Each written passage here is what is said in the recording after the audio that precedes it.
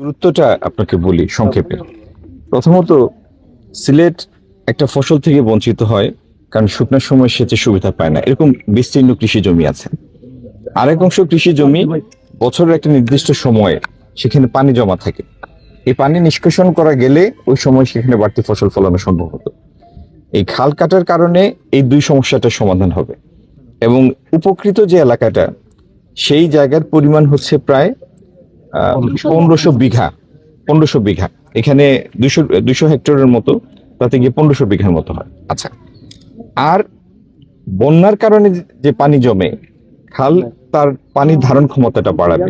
নদী তো একটা সিস্টেম, এই আমাদের এই সিস্টেমের পানি ধরে রাখার ক্ষমতাটা বেড়ে যাবে খালটা কাটার কারণে। এবং খালের দুই পাশ জুড়ে যে রাস্তাটা হবে সেখানে গাছ লাগানো হবে। সুতরাং এটি সম্পন্ন হওয়ার পরে আপনি বুঝবেন যে এই 4 বা 4.5 কিলোমিটারের যে খালটা খনন করা হলো, এটার উপকার বা উপযোগিতা এই পুরো অঞ্চলের জন্য কতটুকু সেটা আপনি প্রথম বছরেই অনুভব করবেন। বর্ধিত ফসল, বন্যা প্রতিরোধ এবং বৃক্ষরোপণ, এই 3টা কর্মসূচির কারণে। এর মধ্যে গতকাল আপনি চিরাগে গিয়েছিলেন। চিরাগে